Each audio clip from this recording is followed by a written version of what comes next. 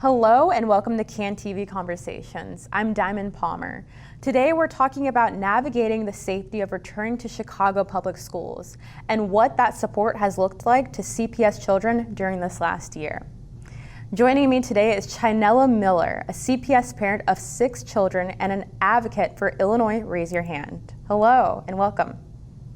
Hi, thank you so much for having me. Of course. So I want to start off by asking you, can you tell me about your children and ages of your children and maybe any struggles that they've had throughout this year?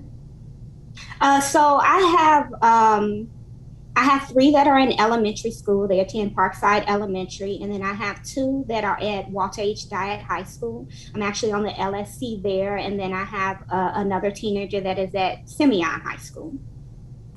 For sure, one of the struggles that they all have is just managing their workload, going to 8 hours a day in front of a computer, and then also having homework after that was just really difficult for them. My youngest son, Kyle, he's in 3rd grade. He's a diverse learner.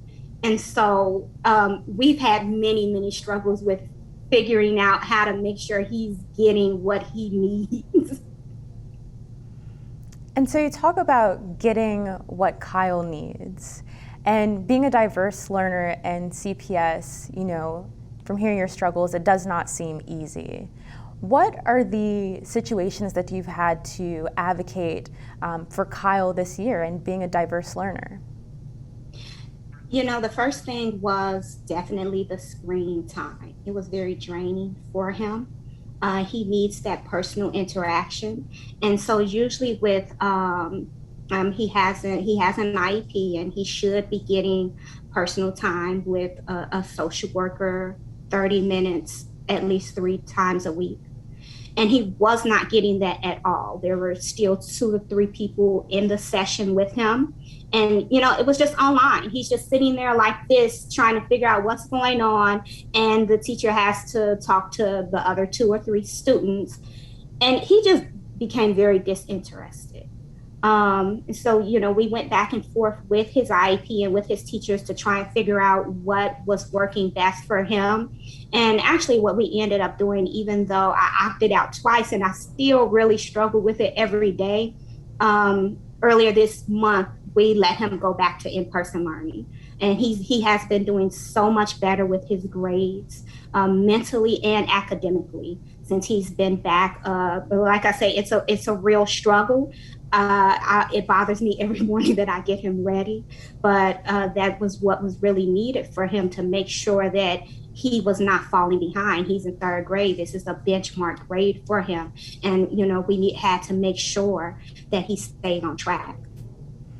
And, you talk about staying on track and detailing that for you as a parent, deciding between, Kyle's education or safety is what you were at the front of. And your other children, how was that decision and navigating, whether to return to school or to continue remote learning? What did that look like for your other children? I try to let them make their own decisions and not influence them too much, especially my high school students, because this is really about what's more comfortable for them and what's working for them. They were not interested in returning back to in-person learning. They actually have been doing way better with their grades since they've been at home. They've had more time to sit and really think about what's going on with their classes, studying. They're learning to advocate for themselves as well. One of my high schoolers, his workload was just too much.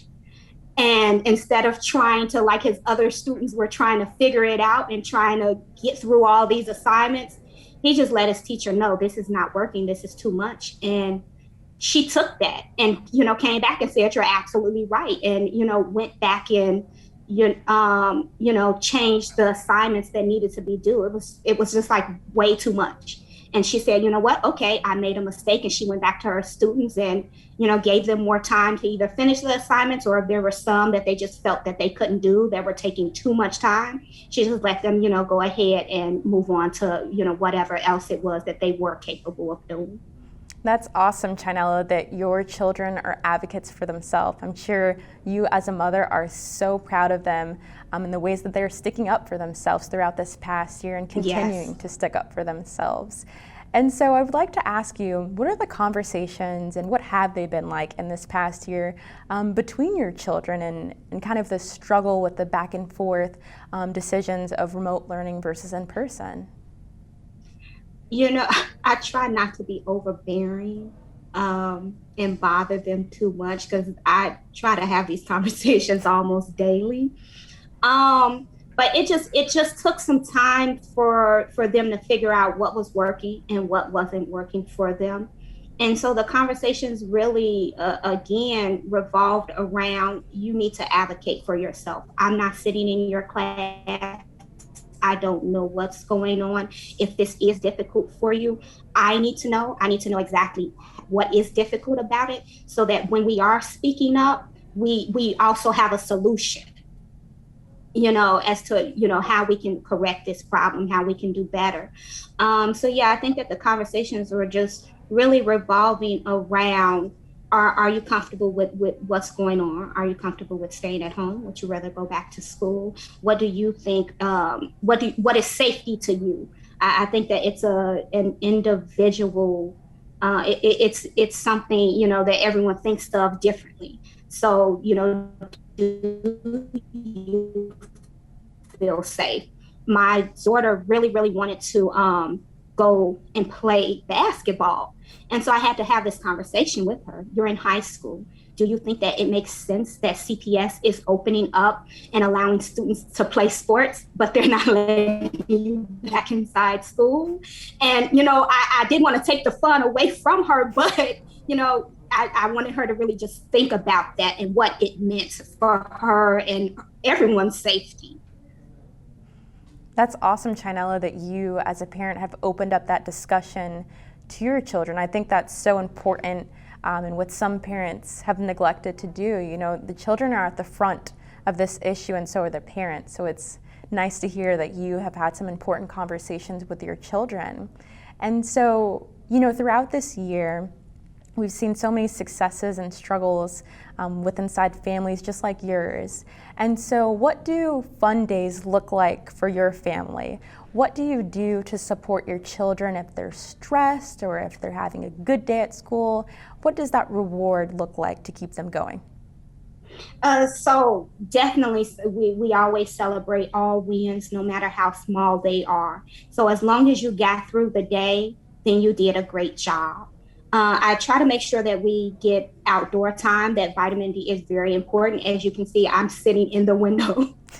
But, I'm fortunate enough that I can take a break around the time that they take lunch. So we go outside, get a little stretch. But I think most importantly, I make sure that I allow them to take mental health days from school as needed.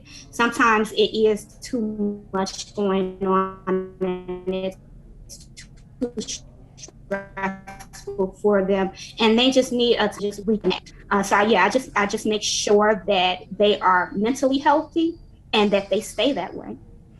That's so awesome. And Chinella, as a parent, just one last question. How will you help your children and support them and navigate this upcoming 2021 through 2022 school year for your children? What I plan to do, or what I will do, is just take all the information that we're receiving about, how this virus is going, any updates to the safety measures that they're taking in our schools, and what type of support CPS is going to provide for the students and the families, the teachers and the staff. And I'm just going to take all that information and just try to make informed decisions. Awesome. I think that that's something that CPS doesn't want to admit, that everything is up in the air still. I know we're a year into this pandemic, but everything is still a roller coaster, and we're still trying to figure this out.